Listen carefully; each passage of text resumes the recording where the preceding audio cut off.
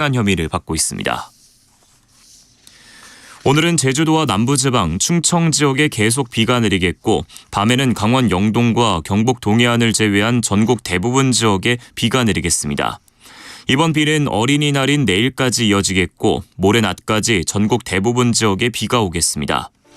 예상 강수량은 남해안과 지리산 부근, 제주도의 경우 50에서 150mm, 특히 제주도 산지에는 최대 400mm가 넘는 곳이 있겠습니다. KBS 라디오 저녁 종합 뉴스를 마칩니다. 아나운서 남현중이었습니다.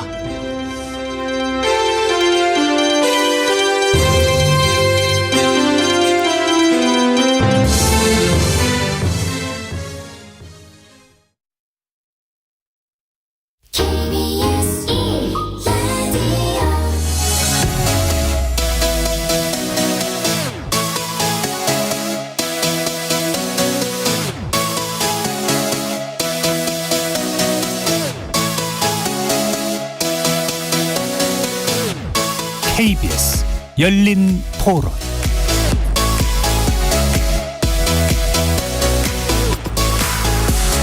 안녕하십니까. KBS 열린 토론 정준희입니다.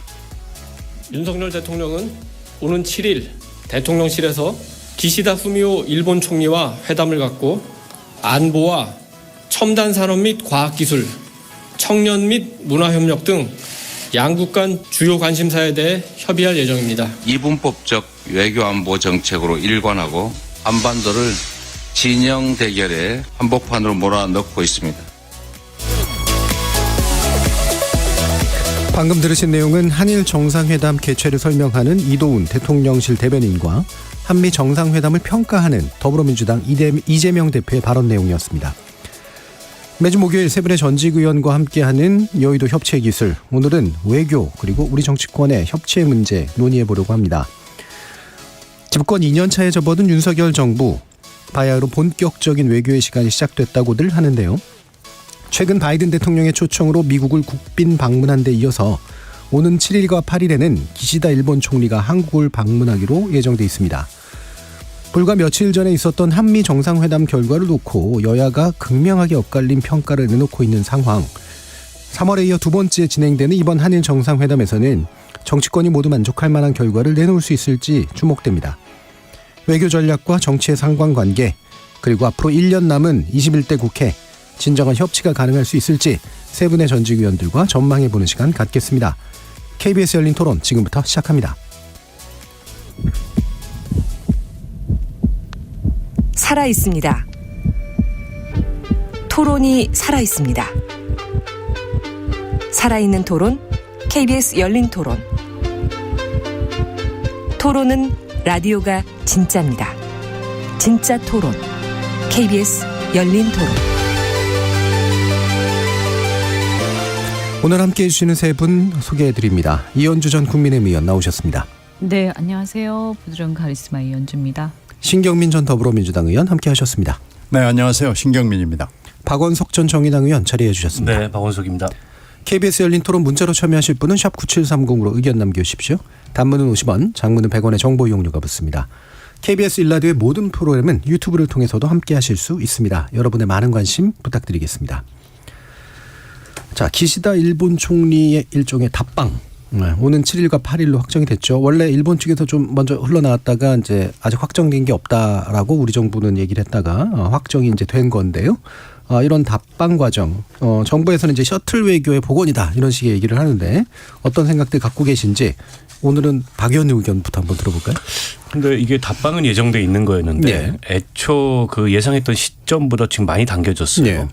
그러니까 G7 정상회의가 이제 이달 말에 있기 때문에 그게 끝나고 나서 일정 시간이 좀 되면 그때 답방을 하지 않을까 예상했고 정부에서도 그렇게 설명을 해왔는데 이렇게 갑작스럽게 당겨지게 된 배경이 뭘까 이게 좀 궁금하고요. 특히나 이제 한미 정상회담이 있은 직후에 갑작스럽게 한일 정상회담이 잡히게 되니까 한미 정상회담에서 있었던 어떤 새로워진 어떤 안보 측면에서의 환경, 근데 이런 것을 한일 관계에서까지 즉 한미일 안보 협력을 더 공고화하고 구체화하기 위한 그런 어떤 의제가 포함된 게 아닌가, 뭐 그런 어떤 추정도 한편에선 되고, 다만 이제 국민적 관심사는 지난번에 우리가 강제동원 해법을 내놨고 어떻게 보면은 일본 쪽의 관계 개선을 위해서 큰 선물을 준 셈인데 그 통일부 장관께서 외교부 장관께서 그때 그런 얘기를 했잖아요. 물컵의 반을 우리가 먼저 채웠으니 나머지 반은 일본 측이 채워줄 거를 기대한다. 근데 대통령께서 방해를 하셨을 때 그 물컵은 여전히 채워지지 않았다라는 게 이제 공통된 평가고 그러면 기시다 총리가 답방을 하면 나머지 물컵의 반을 채울 건가. 과거사에 대해서 좀 진심 어린 반성과 사죄의 표명이 있을 건지 그리고 우리가 강제동원 그 제3자 변제 해법을 내는 것에 상응하는 그런 어떤 조치를 취할 건지 그리고 후쿠시마 오염수 방류 이 국민들 굉장히 관심이 큰 의제인데 그동안에 주로 이제 일본 측의 입장만 일방적으로 어떻게 보면 우리가 들었는데 우리 쪽에서 요구하는 그러니까 이게 IAEA의 안전점검 말고 우리 쪽이 별도의 그런 추가적인 안전점검을 할 수 있는 그런 방안이 열릴 수 있을지 뭐 등등이 좀 국민적으로는 관심이 되는 그런 대목이 아닐까 싶습니다. 그러니까 기본적으로 한미 정상회담 직후이기 때문에 한미일 안보 문제가 아마 핵심 의제가 될 것 같다. 대신 이제 답방에 과연 일본이 우리에게 성의를 보여줄 수 있는 것인가. 최근 일본 언론들이 윤 대통령이 한국에서 너무 고생하고 있으니 좀 뭐 해줘야 되는 거 아니야라는 그런 의견들 많이 낸다 그러기도 하는데요. 어떻게 보시는 신 의원님 말씀 들어볼까요? 일단 아무리 봐도요. 지금 여러 가지 시기상으로 봐서 6월, 7월이 유력한 시점이었어요. 8월은 한일 양국으로 봐서는 좀 피하고 싶은 민감한 시기니까. 시기이기 때문에 8월은 원래 항상 좀 접촉이 매우 제한적이었고 회피하고 싶은 시점이거든요. 그래서 G7 마치고 6월이나 7월경에 어떤 한일 정상회담을 뭐 어떤 형식이든지 간에 되지 않겠느냐라는 예상이 있었는데 한미 정상회담 이후에 이렇게 급하게 거의 뭐 숨 돌릴 틈 없이 하는 것은 아무래도 안보적 측면이 굉장히 강한 거죠. 이렇게 되면 워싱턴 선언으로 지금 포장이 돼 있는 사실 확장 억제를 약간 업그레이드한 이런 그 새로운 체제 이걸 이제 핵 공유라고 괜히 과대 포장을 해서는 그렇지 확장 억제를 약간 바꾼 것은 맞거든요. 근데 그것을 어떻게 더 구체화할 수 있느냐 하는 것은 이제 일본의 역할이 조금 더 필요하지 않느냐라는 게 바이든 구상으로 보여요. 결국 바이든 구상을 구체화하기 위하고 이게 또 김태효 구상하고 맞아떨어지는 측면이 있어 보여요. 그래서 기획부터 시작해서 뭐 정보 공유 실행까지를 하기 위해서는 일본의 역할이 중요하다라는 이 얘기를 하러 오는 것이고 그것을 그럼 어떻게 할 것이냐 하는 얘기가 구체적으로 나올 것 같은데 이것을 공개할 것이냐 말 것이냐 하는 것도 아마 여기서 결정이 될 거예요. 그래서 일반 국민들이 구체적으로 이 바이든 구상 이 워싱턴 선언으로 일단 공식화된 바이든 구상을 어디까지 공개할지는 잘 모르겠습니다만은 틀림없이 이것이 제일 중요한 의제가 될 수밖에 없을 거고요. 금방 얘기했던 여러 가지 박 의원 말씀하신 것들은 아마 원론적인 얘기들 정도로 나오지 않을까 싶어요. 뭐 오염수 문제도 그렇고 강제동원도 그렇고 뭐 DJ 오부치 선언을 변죽을 좀 올려야 되는 거 아니냐라는 문제도 아마 슬쩍 건드리기는 하겠죠. 그래서 지금 빈잔 문제가 계속해서 문제가 되기 때문에 이 빈잔을 채우는 신용이라도 좀 해주라. 뭐 아마 이런 얘기 정도는 오고 갔을 거고요. 또 하나는 이번에 이제 북핵 능력에 대해서 그리고 북한 핵 능력 플러스 미사일 능력이 지금 굉장히 빠른 속도로 업그레이드 되고 있는데요. 여기에 분명히 업그레이드 된 측면과 함께 구멍이 나 있는 부분이 있거든요. 그리고 이걸 이제 미국 쪽에서 파악하고 있는 정보가 아마 우리 대통령 쪽에 전달이 평가가 돼 있을 거고요. 이것을 아마 일본하고도 공유를 해야 될 필요가 있을 거기 때문에 결국은 아무리 봐도 안보가 제1 의제가 될 것으로 보입니다. 이게 또 이제 한미의 안보 문제면 국민들이 어느 정도는 좀 잘 수용하는 경향이 있는데 일본이 끼는 안보 구상에 대해서는 이제 또 국민들이 그렇게까지 막 달궈하지 않는 경향도 좀 있잖아요. 위원장님 말씀 좀 들어보죠.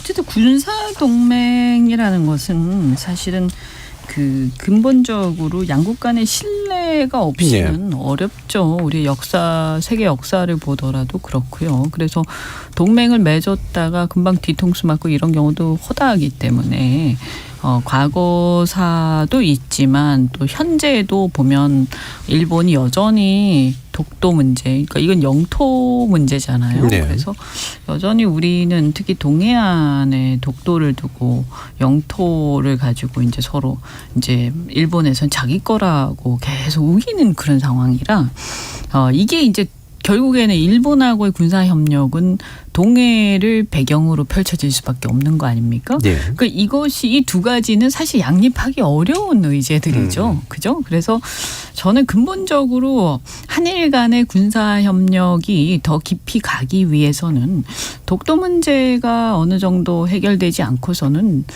좀 한계가 있는 거 아니냐. 그것은 뭐 어떤 정치적 성향이나 어떤 뭐 지향점 이런 거랑 상관없이 그냥 물리적으로 현상이 그러한 거거든요. 그래서 이것은 그냥 뭐 국민들이 사실은 진보 보수 이런 걸 떠나가지고 그냥 그 장면 자체를 보면 와닿지 않는 거죠. 네. 그래서 저는 좀 한계가 있다. 그럼에도 불구하고 이제 미국에서는 이 문제를 그렇게 크게 보지 않는 것 같다. 그런 생각이 들고 그 부분에 대해서 우리의 설명이나 설득이 굉장히 미흡했구나 이런 생각을 계속 하게 되고요. 이번에 저는 이제 신경명 의원님 말씀이 맞는 것 같아요. 그 안보, 특히 한미일 간의 안보 협력 이것이 주된 의제인 것 같아. 왜냐하면 그냥 한일 간의 뭐 여러 가지 강제징용 문제나 과거사 문제라든가 사죄 문제라든가 이런 수준의 얘기라면 사실은 뭐 이렇게 급하게 올 일은 없거든요. 네. 근데 천천히 해도 되죠. 그죠? 그런데 윤 대통령의 미국 순방이 끝나자마자 득달같이 달려오는 것은 미국 순방에서 뭔가가 얘기가 되었고 거기서 그 한국의 의사를 확인한 미국 측의 어떤 종용이 틀림없이 있었을 것 같다. 그리고 이번에 기시다가 와서 윤 대통령하고 뭔가를 협의하게 될 텐데 거기서 또 결론이 나는 것이 제 느낌에 제 예상에는 G7에서 공식화될 것 같다. 예. 발표가 되면서 아마 그렇게 될 걸로 보입니다. 그래서 바이든 대통령은 이번 한미 회담을 통해서 뭔가 자신이 이제 구상하고 있다. 아까 이제 그런 비슷한 말씀하셨는데 자신이 구상하고 있던 어떤 뭔가 한미일 간의 어떤 군사 협력 또는 군사 동맹 이런 것들에 대해서 자신감을 가진 것 같다. 그래서 이걸 내친김에 빨리 쐐기를 받고 그리고 G7에서 공식화하자 이런 수준으로 지금 가고 있는 게 아닌가. 근데 이제 이걸 보면서 좀 걱정이 되는 것은 우리나라 입장에서 이게 흔쾌한 일인가. 예. 특히 일본이 여기에 관여하는 것 그리고 아마 뭐 확장 억제 말씀하셨습니다만 마치 이제 우리나라 차원의 어떤 킬체인이 있었다면 그와 유사한 어떤 여러 가지 방어 전략이 이제 일본하고의 어떤 일본을 개입시키면서 하는 거거든요. 그래서 일본의 의사결정도 관여가 되는 거고요. 이것이 우리 국민들이 생각하는 어떤 우리 국민들이 한일 간의 관계가 좀 더 진전되는 것 자체에 대해서는 저는 반대하지 않을 거라고 봐요. 그렇지만 이렇게까지 빠른 속도로 진도가 막 나가는 것에 대해서 저는 국민들의 여론은 그렇게 쏙 따라가지 않고 있다. 그러면 민주주의 국가에서 외교나 이런 정책들이 국민들 대다수의 어떤 그 진척되는 정도 이런 것을 따라가지 못하고 이제 대통령 또는 국가 원수 아니면 정부 간에서 막 한참 저 멀리 달려갔을 때 이 간극을 어떻게 하려고 그러나 좀 걱정스럽죠. 예. 그러면 한일 관계에서 이제 뭐 좀 있으면 이제 답방 이후에 또 우리가 또 판단을 해야 되긴 하지만 또 이게 통제하기 어려운 내지 통제가 잘 안 될 수도 있는 위험 요인이 뭘까? 정부 입장에서 이제 뭐 보면 이를테면 이제 하나는 이제 일본이 어느 정도는 좀 신용을 해줘야 되는데 사실 과거사 문제라든가 이런 것들에 대한 아무런 얘기가 없는 그런 것이 이제 뭐 이를테면 안보에서 뭔가 성과를 남기더라도 되게 부정적으로 받아들일 수 있는 것도 있고, 또 반대로 이제 한국 쪽에서는 얼마 전에 이제 전용기 의원이 독도 방문한 거 가지고 또 일본이 상당히 난리를 치고 있는 이제 그런 상태인데, 이런 것들이 또 이제 약간 방해 요인이나 이런 게 될 수도 있을 가능성, 뭐 이런 것들 한번 좀 일단 두 가지를 한번 짚어보고 싶은데요. 어떻게 생각하시는 박원석 의원님 같습니다. 그러니까 이번에 뭐 신한일 미래 협력 선언이라는 걸로 그 기시다 총리의 답방을 명문화하는 그런 양국 간의 입장 표명이 있을 거다, 이런 관측 기사들이 나오고 있습니다. 근데 아무래도 일본은 과거보다는 미래에 방점을 찍고 미래로 나아가는 이제 한일 관계, 그다음에 지금 양국 간의 뭐 안보라든지 경제라든지 그런 어떤 미래로 나아가기 위한 그 협력의 요소들, 그런 걸 강조하고 싶어 할 거고, 우리 쪽에서는 지금 지난번 그 한일 정상회의 외교에 대한 국민들의 아주 뭐 박한 평가가 있지 않습니까? 그리고 이번 기시다 총리가 답방을 하게 되면 적어도 과거사에 대해서 전향적 입장 표명을 하지 않겠냐. 근데 해야 된다라는 기대감이 있기 때문에 아마 뭐 그 외교 라인을 통해서는 그런 점을 일본하고 계속 그 협상을 하고 있는 게 아닌가 싶어요. 근데 이제 기시다 총리의 일본 내의 위치를 보면 이분이 자민당 내에 무슨 다수파도 아니고 오히려 자민당 내의 보수파들이 강하게 과거사에 대한 짐을 미래 세대한테 떠넘겨서는 안 된다 때문에 또다시 사과 표명을 하든가 이래서는 안 된다, 이런 입장을 고수하고 있어서 기시다 총리가 다소는 이제 물컵에 반을 채워주고 싶은 생각이 있어도 본인의 그런 운신의 여지가 있는지 모르겠습니다. 뭐 최근 들어서 지지율도 많이 오르고 지난 선거에서 뭐 승리하기도 했다고는 하지만 어쨌든 그 일본 자민당 내의 권력 구조로 봤을 때 그렇게 기시다 총리가 독자적으로 운신하기 어려운 측면도 있고, 그거는 사실 우리가 뭐 강제하려고 해도 강제가 안 되는 거지 않습니까?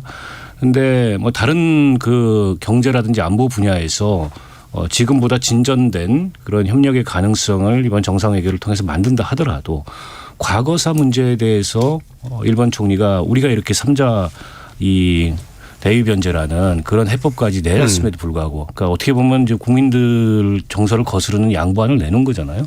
그럼에도 불구하고 과거사에 대해서 전향적인 입장 표명 없이 그냥 돌아간다라고 하면 그 후과도 또 적지 않을 거다라고 생각을 하고요.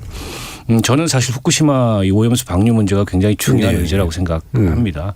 그리고 이건 이제 우리 국민들의 안전 건강하고 직결된 문제이고, 뭐 IAEA 차원의 국제적 검증이 진행되고 있다지만 우리는 인접 국가로서 그런 IAEA의 국제적 검증만 가지고서 그걸 다 신뢰할 수 없는. 근데 이제 일본이 예고한 방류 시점은 다가오거든요. 7월이나 8월쯤에 이제 방류를 시작할 텐데 일본 자국 내에서도 이에 대한 우려의 목소리들이 굉장히 높아요. 물론 우리가 이제 후쿠시마 그 해산물 수입을 안 하고 있지만 논리적으로 보면요, 저 방류가 시작되고 거기에 대해서 우리가 이의 제기를 안 하고 동의하게 되면 결과적으로 이게 후쿠시마 수산물 이 다시 수입 개방까지 가게 돼 있습니다. 그 이후로 지금 저 후쿠시마산 수산물을 막고 있는 거거든요.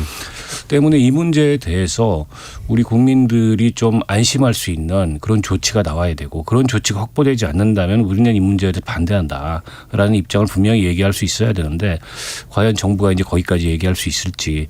그래서 저는 일단 가시적으로는 이제 안보 문제가 가장 큰 현안이고 의제라는데 저도 공감하는데 그건 아마 공개적으로 이렇게 그 회담 진행 내용이나 이게 알려지지 않을 가능성이 높아요.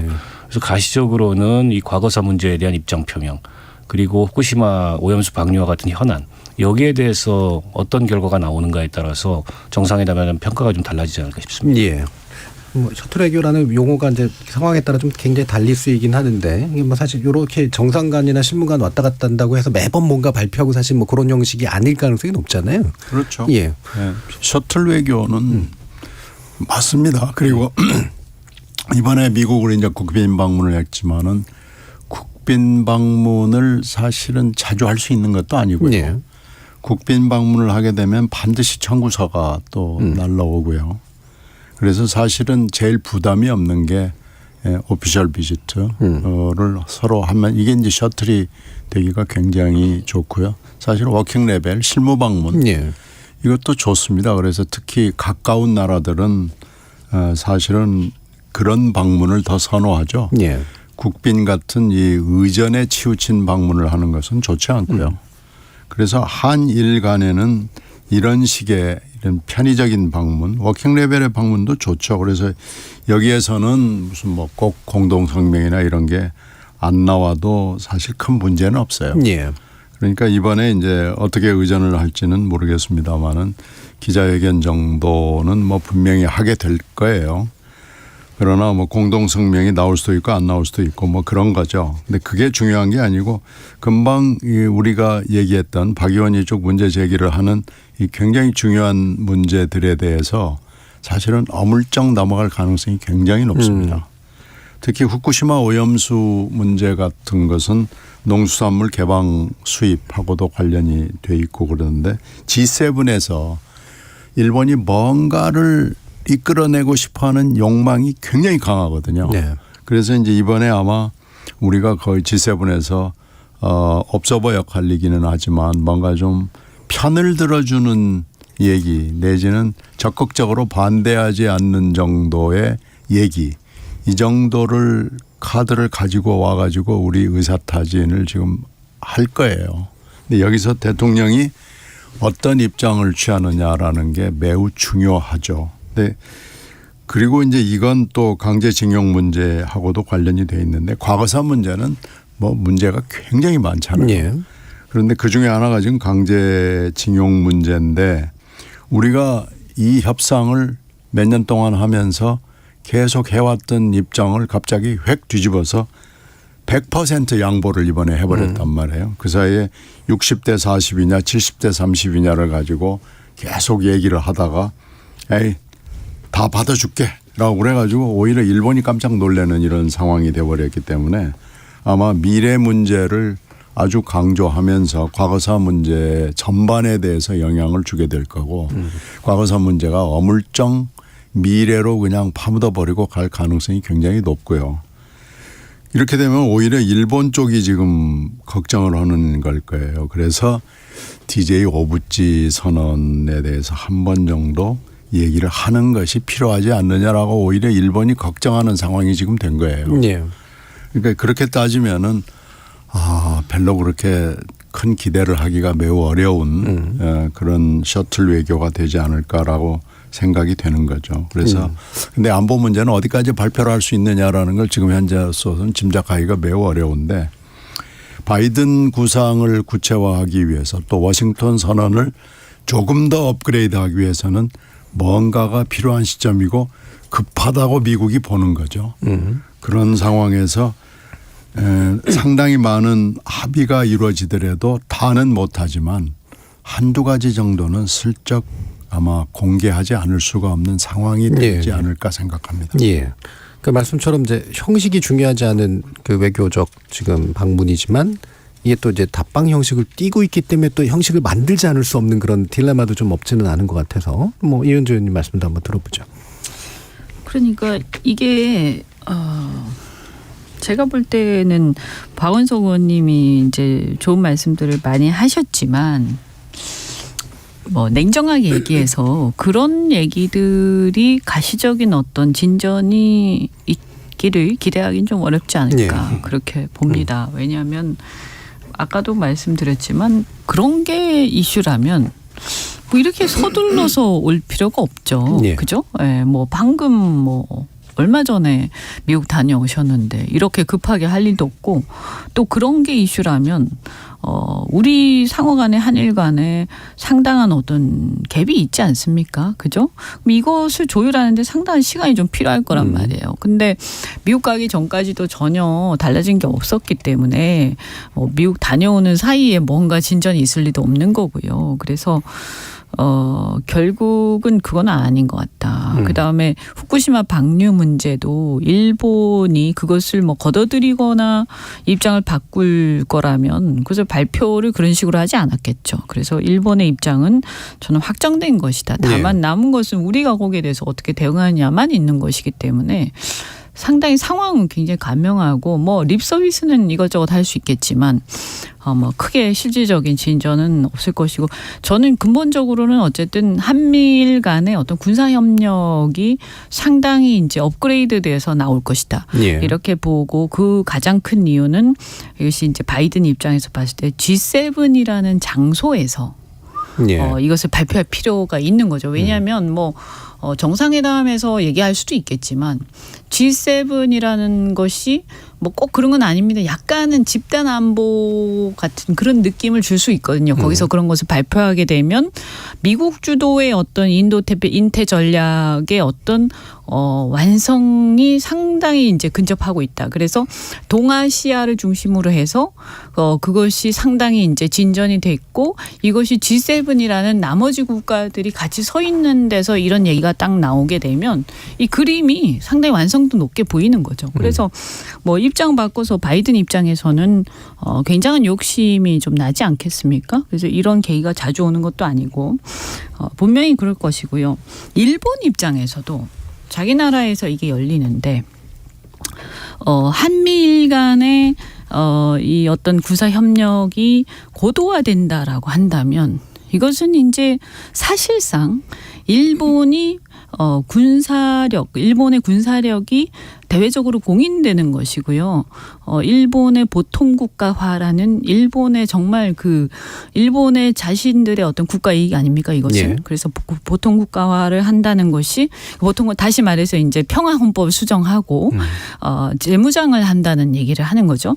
그래서 일본의 보통국가화라는 일본의 오래된 어떤 수건 이것을 해결하는 한 첫걸음으로 볼 겁니다 아마. 그래서 G7 자기 나라에서 열린 G7에서 이런 것이 발표가 됨으로써 어떤 면에서는 동아시아에서는 이 인태 전략의 어떤 미국을 대신해서 주도하는 지역 패권자 그리고 더 나아가서 보통 국가화의 완성 이런 측면에서 굉장한 어떤 관심이 있는 거죠. 그러니까 사실 기시다도 마음이 급한 거예요. 예. 네, 그래서 이렇게 서둘러 오지 않을까. 예. 문제는 뭐냐 하면 그 일본의 보통 국가라는 게 일본의 국익에는 부합할지 모르지만 우리나라의 국익에는 상당히 이것이 굉장히 불안한 상황이란 말이에요. 앞으로 우리가 어떤 일이 어떻게 생길지 모르잖아요. 그래서 사실은 우리는 그것을 아무리 일본 스스로는 그런 분위기가 팽배하다 하더라도 우리 입장에서는 분명하게 선을 긋고 반대해야 되는데도 불구하고 여기 자칫 잘못하면 끌려 들어갈 수 있다. 예. 굉장히 좀 위태로운 상황이다 이렇게 봅니다. 예.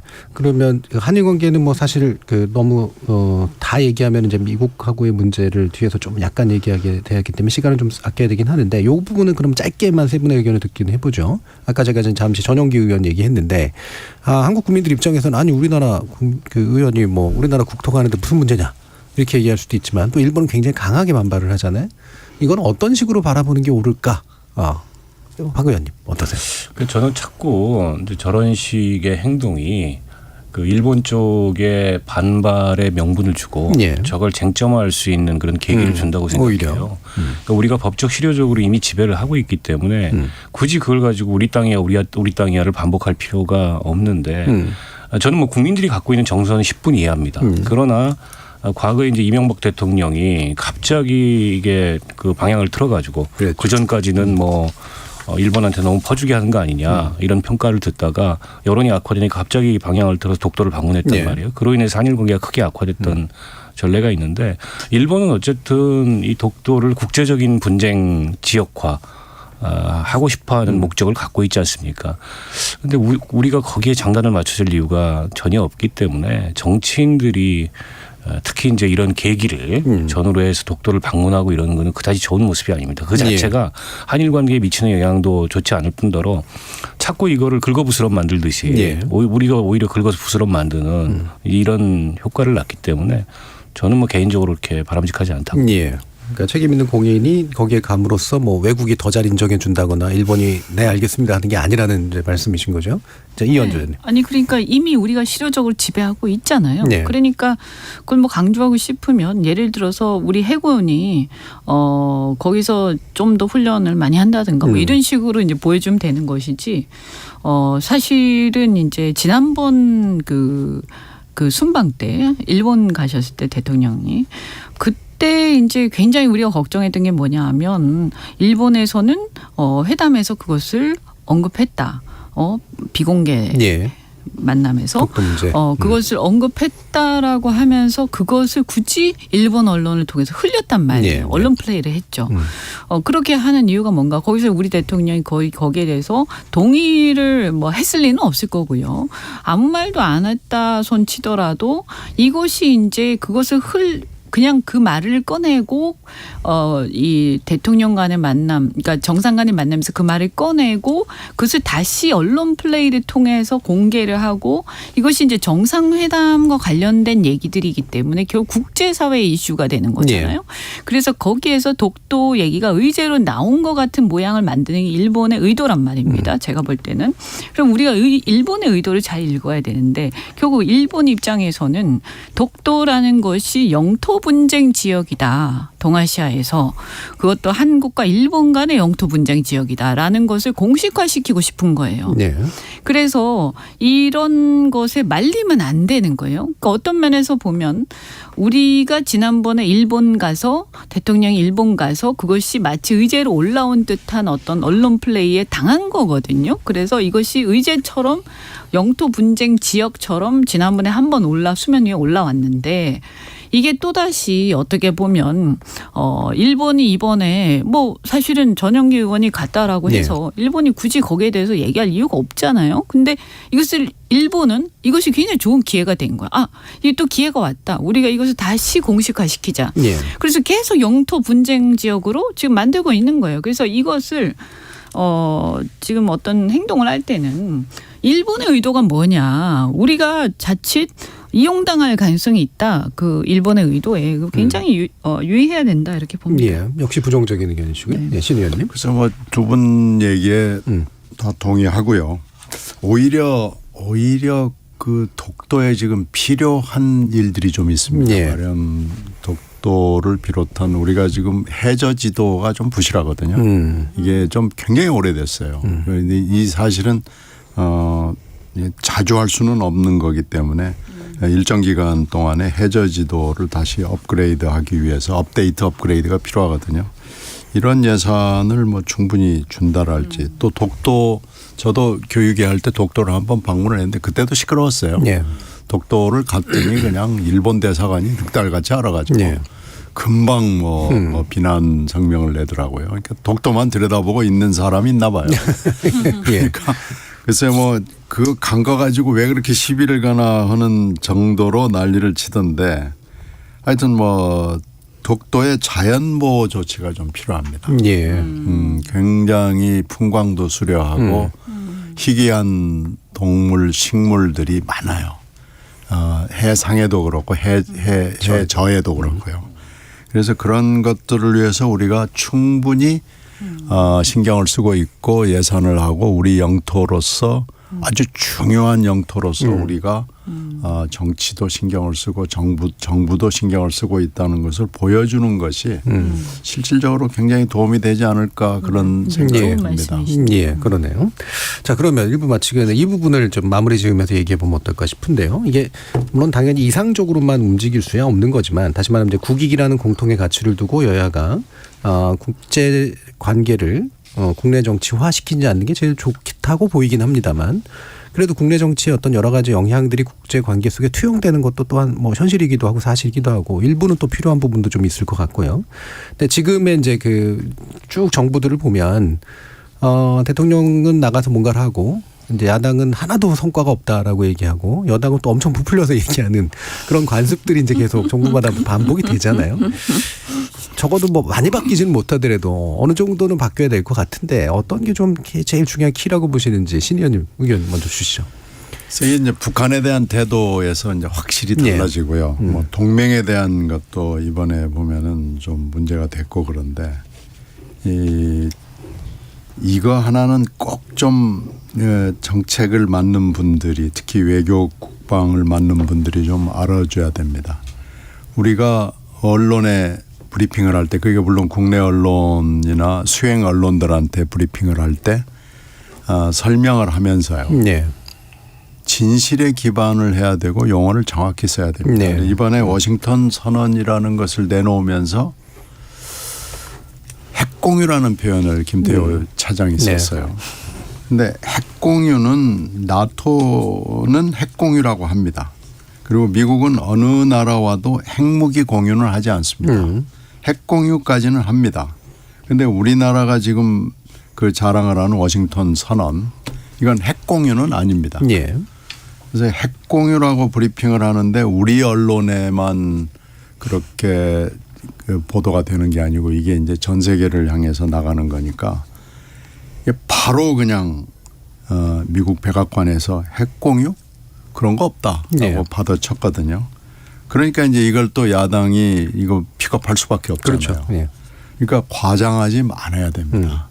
용어를 정확하게 써야 되고요. 과장하지 말고 있는 대로 좀 정직하게 사실에 기초하고 이제 진실을 만약에 얘기하기 어려우면 차라리 얘기를 안 하는 것이 좋은데 그러니까 이제 야당이 이걸 물고 늘어질 수밖에 없는 거예요. 이렇게 실수를 하는데 가만히 있는 야당도 또 그렇잖아요. 예. 그러니까 좀 정확하게 이 외교라는 것이 가시적이지는 않지만 이게 우리 생존과 생사 여타를 결정할 수 있는 것이기 때문에 좀 신중한 태도를 보이면서 외교를 했으면 좋겠다라는 생각이 들고요. 또 하나는 이게 우리가 분단 국가이기 때문에 야당 여야에 다 주문하고 싶은 것은 분단 국가라는 걸 한시도 잊어버리면 안 됩니다. 그래서 물론 비판을 하는 건 좋은데 그 비판에도 분명히 선이 있어야 되는 거고요. 그런 것들을 좀 같이 인식을 공유하면서 우리가 뭐 어떤 식의 통일을 하게 될지 어떻게 될지 언제 하게 될지 전혀 기약이 없습니다마는 분단 국가의 틀을 벗는 날까지 외교와 안보 문제는 같이 갈 수밖에 없는 거 아닌가 싶습니다. 예. 그래서 그 정책 담당 쪽은 가능한 정확하게 진실에 기초해서 얘기를 하고 설명을 하는 것이 필요하다. 그리고 여야 관계에 있어서는 적어도 공통으로 이제 좀 유지해야 되는 것은 이제 분단 상황이라고 하는 부분에 있어서는 서로 공유하면서 이제 이야기를 나눌 필요가 있다. 이현주 의원님은 어떤 부분 짚고 싶으세요? 일단은 저는 여야의 주연 정치인들이나 대통령과 주변 측근들이 이 외교 정책에 대한 근본 이해가 없으면 안 된다. 네. 이런 생각이 듭니다. 뭐 모든 정치인들이 뭐 초선들까지 기대하기는 좀 어렵겠지만 적어도 지도부 입장에서는 어떤 그때 어떤 감정적인 이런 걸 가지고 섣불리 막 얘기해서는 안 되는 성격이고요. 대통령도 마찬가지예요. 그래서 대통령이 외교 정책이나 이런 어떤 전략에 대한 이해가 부족할 때는 조금 말씀을 신중하게 하시고 주변에서 그것을 감안해서 충분히 사전 어떤 그 브리핑이나 이런 것들이 있지 않고서는 어떤 그 주변을 둘러싼 그러니까 어떤 하나의 현안 사안뿐만이 아니라 그것과 관계된 연계된 맥락 그리고 그동안의 역사 외교 역사 그것을 둘러싼 여러 가지 주변국들의 이해관계를 다 이해하지 못하고서는 절대 이게 그 본질을 이해할 수가 없거든요. 그래서 예를 들면 아까 제가 말씀드린 일본의 보통 국가화라는 것이 일종의 일본의 전략 내지는 국가 이익 아닙니까? 그죠?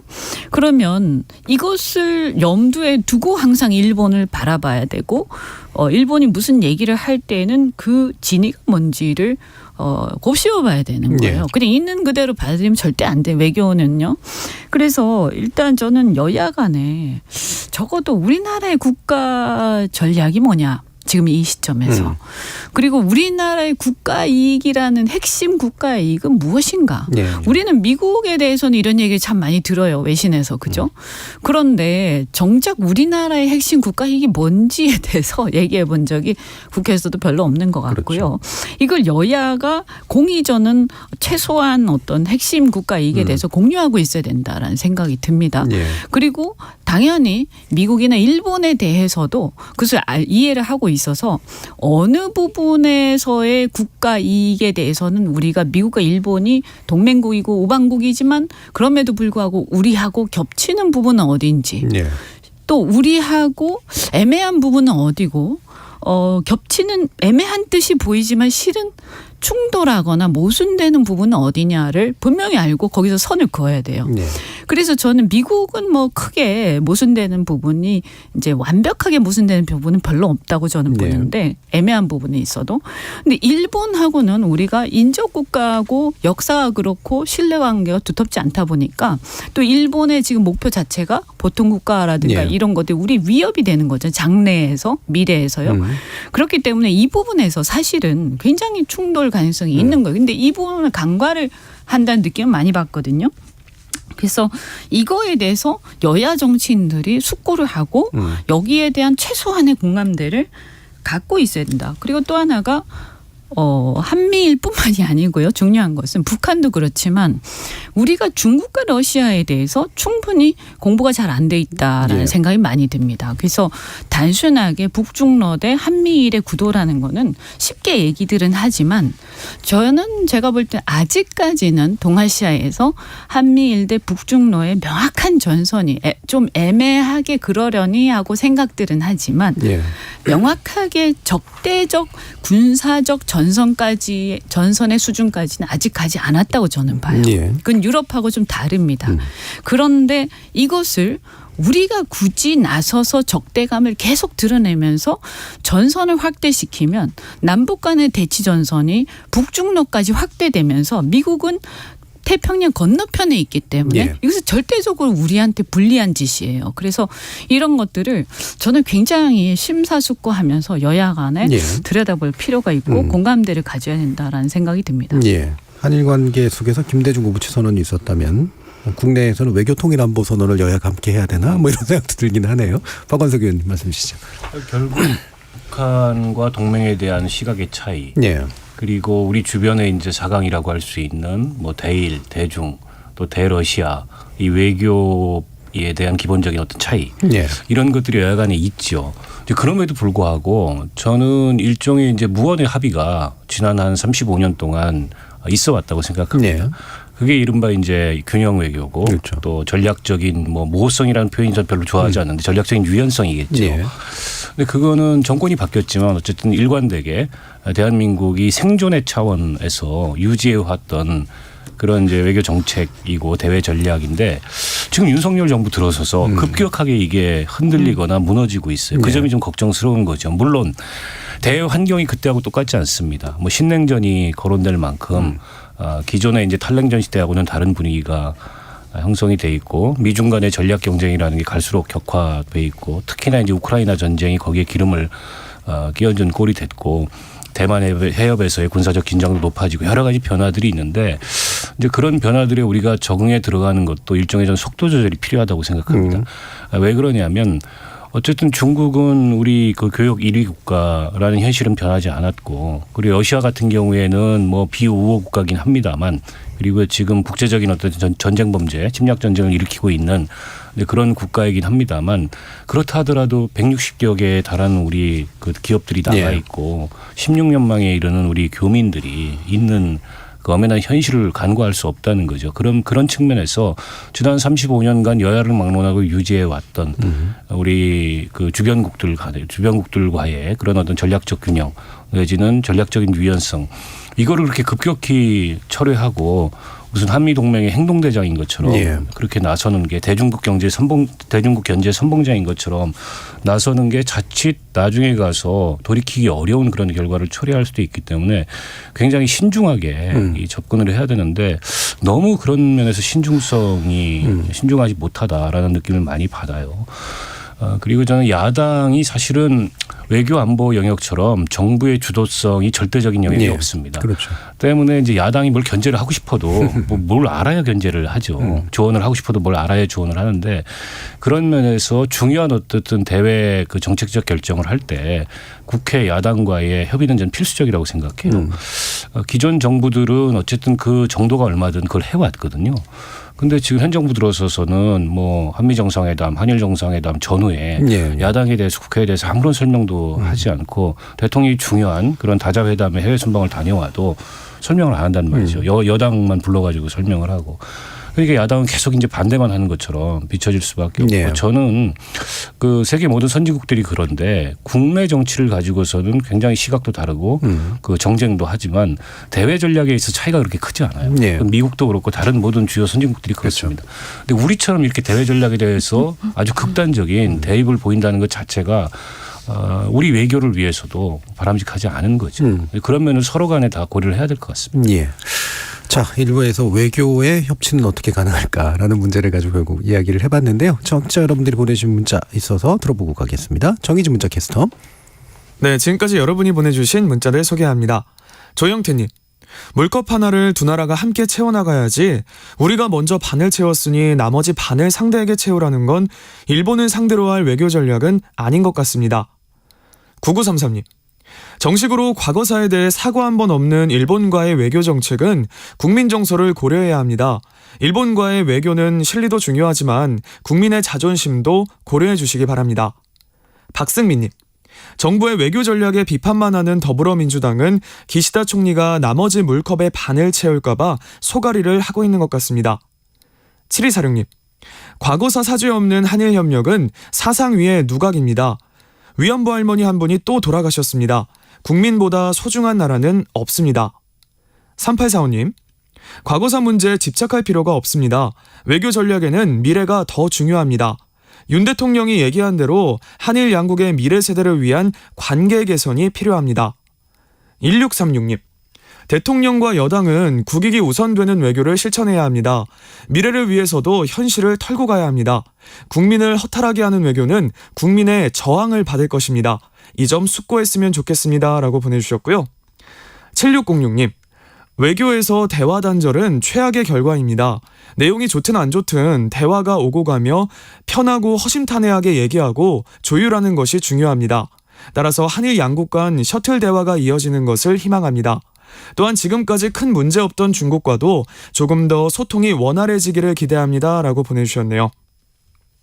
네, KBS 열린 토론. 이 시간은 영상으로도 생중계하고 있습니다. 유튜브에 들어가셔서 KBS 1라디오 또는 KBS 열린 토론을 검색하시면 지금 바로 토론하는 모습 보실 수 있습니다.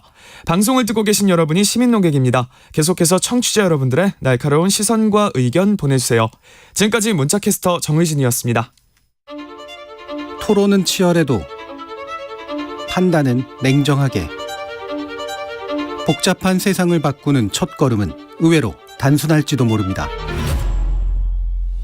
평일 저녁 7시 20분 당신을 바꾸는 질문.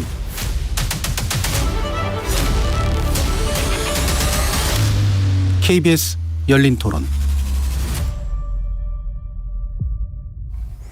KBS 열린 토론 여의도 협치의 기술 신경민 전 더불어민주당 의원, 박원석 전 정의당 의원, 이현주 전 국민의힘 의원 이렇게 세 분과 함께 하고 있습니다.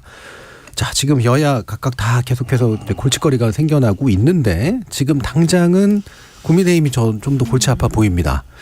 태영호 의원이 그 중심에 있는데요. 원래 발언 문제가 계속 있었다가 이번에 녹취록 논란까지 터지면서 그리고 헌금 문제라든가 이런 식의 문제까지 결합되면서 지금 윤리위에서 상당히 좀 중징계까지 받지 않을까 싶은 그런 예상이 되고 있는데 일단 핵심이 되고 있는 것 중에 하나인 이준복 정무수석과 공천을 놓고 얘기를 나눴다라고 하는 녹취록 파문 어떻게 좀 파악하고 계신지 신 의원님 의견 먼저 한번 들어볼까요? 일단 내용이 뭐 아주 서프라이즈였어요. 예. 이런 얘기를 보좌진들하고 하는 것 자체도 좀 이상해져. 예.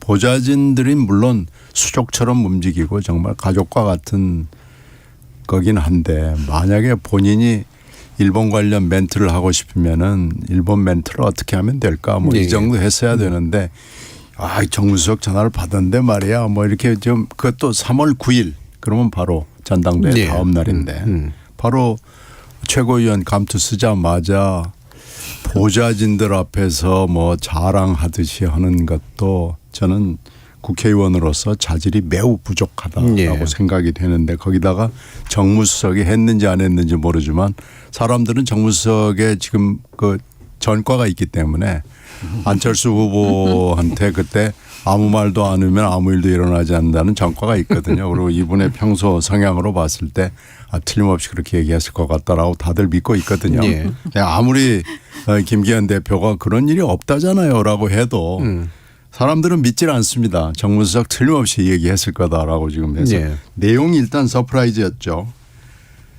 또 더 서프라이즈는 이게 48년 정부 수립 이래 처음 있는 일입니다.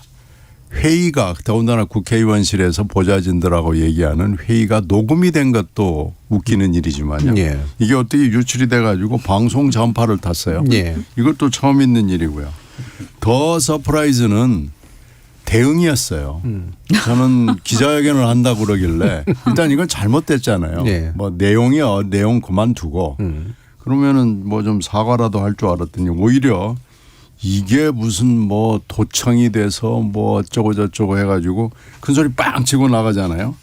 그러니까 본인이 보니까 국회의원으로서나 최고위원으로서 더군다나 9명의 보좌진의 보좌를 받는 사람으로서 공직자로서 차질이 매우 부족하다는 예. 것을 세계 만방에 과시했습니다. 이거 아마 정말 아마 강남 갑이죠. 지역 구민들도 아마 한숨을 쉴 거고 당도 한숨을 쉴 거고요. 이게 모든 사람들이 아이고 이런 자질을 가지고 국회의원이 되고 더군다나 최고위원이 됐구나 그런 걸 거예요. 그래서 더군다나 또 쪼개기 헌금 이게 지금 쪼개기 헌금을이라는 게 본질적으로 봐서는 김연아 의원이나 박순자 의원이 받고 있는 거하고 사실 좀 비슷한 맥락이거든요. 예. 그리고 이게 국회의원이 공천권을 사실 좌지우지하는 기초나 광역 의원들한테 요구해서는 안 되고요. 이런 걸 해도 돌려보내줘야 됩니다. 만약에 이 돈을 그렇게 가지고 와도.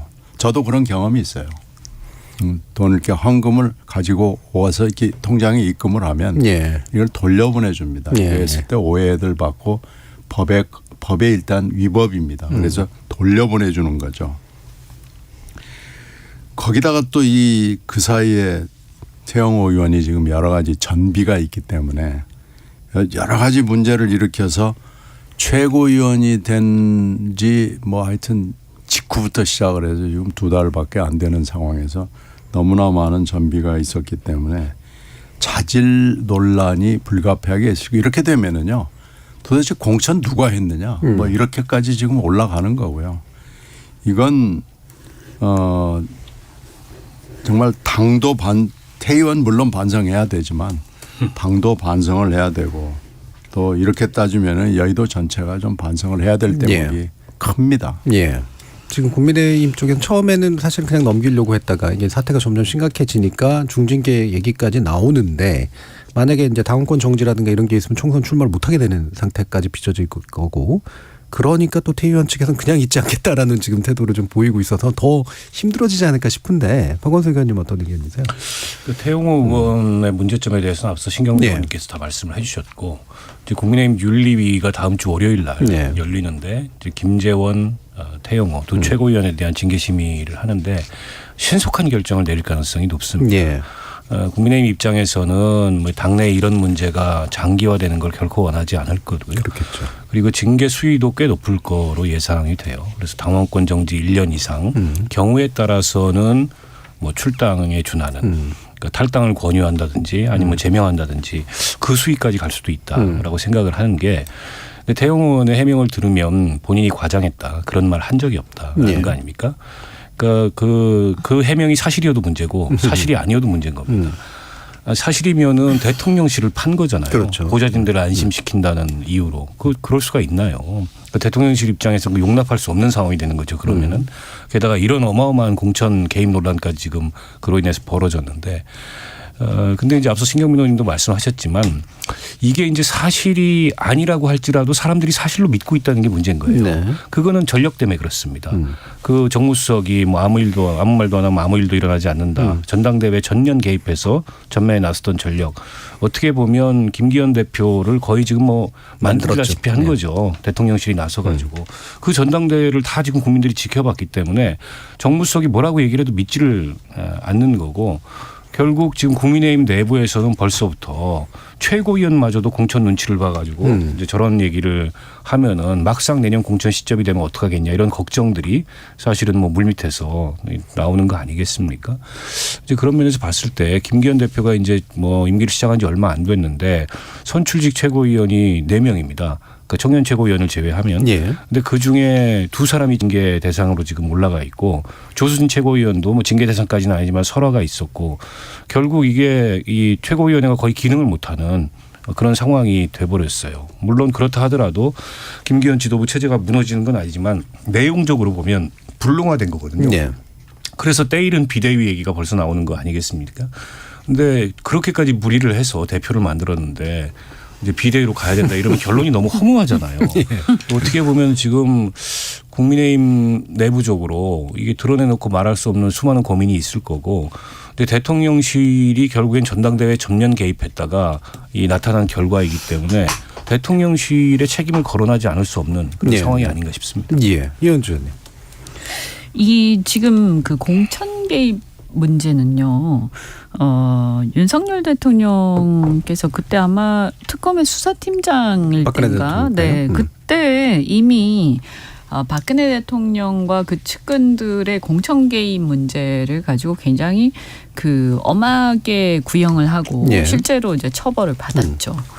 그 장본인이세요. 그렇기 때문에 사실은 윤 대통령은 이 문제를 피해가기가 어렵습니다. 그래서 공천 개입이나 당무 개입의 이슈가 나중에 문제가 불거지면 저는 굉장한 비판과 혹독한 상황을 겪게 될 것이다. 네. 그래서 실은 다른 누구보다도 더 이런 부분에 대해서 거리를 두어야 되는데 대통령실이 이러한 무리를 일으킨다? 실은 이미 이제 전당대회 때 일으켰죠. 그죠? 그래서 그때부터 저는 뭐 더 나아가서 사실 어떤 면에서 보면 이준석 대표 때부터도 좀 문제가 좀 있었는데 어쨌든 전당대회 때도 그렇고 이것은 저는 보통 심각한 게 아니다. 지금 네. 현재 권력이 살아있고 아직 1년 정도밖에 안 됐기 때문에 말들을 안 하고 있는 것이지 우리가 지금까지 여러 정권이 바뀌면서 지켜보지 않았습니까? 어떤 결과로 끝나는지요. 그래서 이것은 뭐 본인이 더 잘 아실 것이고 대통령께서 그래서 대통령이 이 문제를 방치하거나 또는 동조하는 듯한 것 자체만으로도 심각한 네. 어떤 문제가 나중에 초래될 수 있기 때문에 이것은 매우 심각하게 봐야 된다라는 말씀드리고요.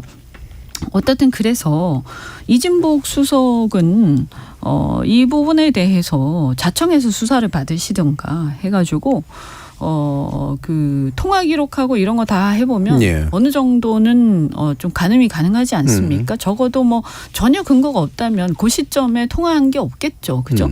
예, 그래서 이런 것들은 아주 엄격하게 수사를 자청해서 받아야 되고요. 태영호 또 이게 왜 국민들이 안 믿냐 하면 이진복 수석의 전력도 있지만 우리가 보면 태영호 최고가 좀 과도하게 이 사람이 북한 출신인데 어찌해서 이렇게 심하게 막말을 계속 하는지 그리고 이상하게 무리하게 너무 나선다는 그런 몇 가지 설화가 있었죠. 예. 근데 이제 이걸 딱 보고 나서 사람들이 이런 게 있었구나라고 생각하게 되는 거예요. 그래서 이것이 이제 앞뒤가 자꾸 들어맞기 때문에 그렇게 느낀다라는 그래서 더 이 문제는 쉽게 넘어가기 어려울 텐데요. 그런데 저는 더 웃긴 거는 이 사람이 사과를 하는 게 아니라 기자회견을 해서 네. 남을 공격하더라. 그래서 이분도 매우 심각한 그런 상황인데 저는 태영호 최고에 대해서 뭐 앞에서 말씀 많이 하셨습니다만 일단 공천이 잘못된 대표적인 사례죠. 그 당시에 전부 다 경악을 했죠. 왜냐하면 아무리 뭐 북한에서 어떤 뭐 지식인인지 모르겠지만 보통 그렇게 이제 신변 보호를 받는 사람이 지역구 국회의원을 하는 경우는 없습니다. 뭐 비례도 아니고요. 네. 그거는 그냥 상식밖의 일이고요. 그것도 강남이라는 그 지역에 공천을 줄 만큼 이 사람이 대단한 사람인가? 네. 우리 대한민국 국정에 큰 영향을 미칠 만한 사람인가? 이것도 굉장히 의문이 많았어요. 근데 이 당시에 이제 공천 자체가 굉장히 문제가 많아서 당내가 굉장히 시끄러웠습니다. 네. 이런 상황인데 그러면 이분이 이제 되고 나서 자기 역할을 잘했느냐 이게 이 얘기 안 드릴 수가 없는 게 예. 적어도 북한 출신이고 이러면 저는 두 가지를 해야 된다라고 봅니다. 우리가 국민들이 기대하는 거요. 첫 번째는 북한에 대한 정보, 고급 정보 이런 것들이 어떤 정치권에 도움이 될 수 있을 거고요. 두 번째는 적어도 북한의 인권 문제나 이런 것에 대해서 남다른 어떤 소신을 가지고 활동을 적어도 굉장히 전국적으로 또는 세계적으로 할 필요가 있었다. 네. 그런데 이분이 3년 지나는 동안에 그 두 가지 전부 다 보여준 적이 없어요. 그래서 저는 완전히 실격이다 이 말씀을 드리고 그래서 이분은 빨리 당에서 정리했으면 좋겠다. 예. 그 징계위원회를 통해서요. 더 이상 두고 볼 필요가 없다라고 예. 생각합니다. 그러면 이따가 좀 이따 이제 그 협치에 관련된 마지막 이야기를 좀 듣기 전에 이 부분 한 1, 2분 이내로 짧게 한번 들어보고 싶은데요. 이게 이제 총선 전에 아마 마지막 기회라고 보통 얘기를 하는데 양 원내대표 바뀌었으니까 대통령이 이제 야당 대표는 안 만나더라도 원내대표를 만나겠다라고 하는 의사가 좀 약간은 생겨나고 있는 것 같은데 현실성과 가능성 어떻게 보시는지 신 의원님. 원내대표 만나고 싶었으면 사실 박홍근 원내대표를 지난번에 국힘당 원내대표가 바뀌었을 때 조금 전에 바뀌었잖아요. 그러면은 두 분 한번 만납시다 이렇게 제안을 하는 좋은 기회는 있었죠. 그런데 그때 박홍근 원내대표는 글쎄 이제 찐명, 친명 이러니까 이렇게 이재명 대표하고 오버랩이 너무 많이 되니까 제안을 안 한 걸로 보여요. 그렇다면 이제 이번에 새로 된 박 원내대표는 찐명이 아니고 비명이니까 한번 해볼까 이렇게밖에는 해석이 되지 않는데요. 근데 물론 이제 이재명 대표가 그래 저를 뛰어넘어서 오버패스해도 좋습니다. 이렇게 흔쾌하게 해준다면 모르겠어요. 근데 그럴 사람이 아니잖아요. 그러니까 지금 그렇게 안 될 거예요. 그러니까 그렇게 되면은 신임 박 대표가 이거 용산 대통령실이 이렇게 하니까 가겠습니다. 이렇게 할 수는 없는 거죠. 그러니까 그건 좀 어려울 거고요. 저는 좀 안 될 거라고 봅니다. 모양이 만들어지기가 상당히 어려울 것 같다. 박 의원님. 아니 민주당이 받기 어려운 제안이죠. 그러니까 지금 취임한 지 1년이 되도록 당대표를 패싱하고 한 번도 안 만나고 이제 와서 원내대표를 만나자는 것도 저희가 뭔지 좀 의심케 하는 그런 제안이 아닐 수 없고요. 저는 그 이재명 대표가 수사를 받고 있고 기소가 돼 있는 피고인이지만 어쨌든 정치하고 수사와 사법은 분리해야 되지 않습니까? 윤석열 대통령이 검사 출신이기 때문에 검찰총장 출신이기 때문에 더더욱 그래야 된다고 생각해요. 근데 상대가 중범죄자인데 어떻게 대통령이 만나가지고 홍준표 시장 같은 경우에는 그럼 딜하는 걸로 보일 거다 이런 걱정까지 하셨던데 그거는 여전히 이게 검찰총장에서 좀 사고가 분리 안 된 그런 모습이 아닌가 싶고 사실은 본인 손해입니다. 대통령과 여당의 손해예요. 어쨌든 국회에서 일당은 민주당이고 법안 하나도 대통령 뜻대로 통과시키기가 어려운 그런 이제 의회 환경에 놓여 있는데 이 상황에서 협치를 안 하면 그건 대통령 스스로의 손해지. 그래서 이거는 이제 감정적으로 상대를 보거나 이럴 문제가 아니고 조금 이성적으로 접근해야 된다고 생각하고 저는 이재명 대표도 만나고 박광원 원내대표도 만나고 그렇게 해야 된다고 생각해요. 그래서 수사나 재판은 재판이고 정치는 정치대로 이게 돌아가도록 해야 되는데 너무 사실은 대통령이 그 점에 있어서 좀 꽉 막힌 모습을 보이고 있어서 결국에는 안 풀리고 있는 게 아닌가 싶습니다. 민주당으로서는 받기 어려운 제안이니 전공법으로 풀었으면 좋겠다. 이현주 의원님.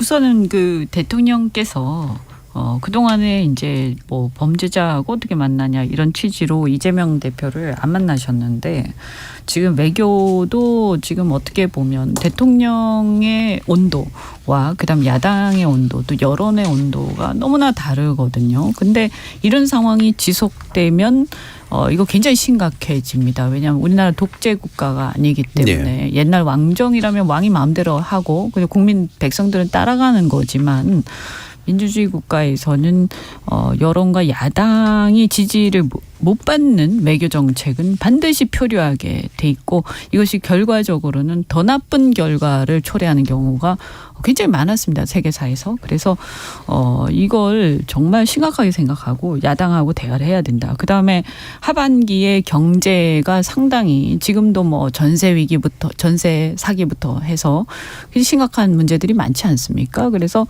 이런 그 국민들이 울부짖는데 뭐 마음에 안 들거나 뭐 범죄자라서 안 만든다. 이럴 지금 그런 여유가 어디 있습니까? 그래서 이거는 누구가 좋고 나쁘고의 사적인 관계가 아니고요. 공적인 관계이기 때문에 그 사람의 자격과 타이틀을 가지고 예. 대화를 해야 되는 거죠. 그래서 정말 다시 한번 생각을 하셔야 된다 말씀드리고 그다음에 이 박광원 원내대표에 대해서 그나마 그래도 제안을 한 것은 저는 다행이라고 그나마. 생각합니다.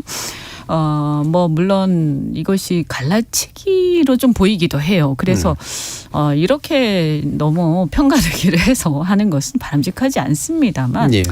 뭐 똑같은 취지로 아까 말씀드린 거하고 똑같은 취지로 대통령의 의도가 무엇이든 간에 중요한 것은 대화의 자리를 만들어서 진전시키는 것이라고 생각을 해요. 예. 그래서 대통령이 뭐 어떤 좀 불순한 의도가 서로 있었다 하더라도 어떻습니까? 뭐 그래서 뭔가라도 조금이라도 해결되면 되는 거죠. 그래서 저는 그나마 다행이다. 그리고 여기서 박광원 원내대표는 가서 만나는 게 좋겠다. 근데 문제는 당대표가 안 만나는 네. 상황에서 원내대표가 덥석 만나면 이 모양이 굉장히 당내에서 안 좋아지는 거죠. 그래서 아마 박광원 대표가 당대표 먼저 만나시라 이렇게 정치적 발언을 하신 것 같고 다행히 뭐 보면 뭐 조금 전인가 제가 보니까 이재명 대표가 뭐 나를 개념치 말고 만나라고 했나요? 뭐 그런 이제 양해하는 그런 발언을 하셨는데 저는 조금 아쉬운 거는 좀 더 나가서 예.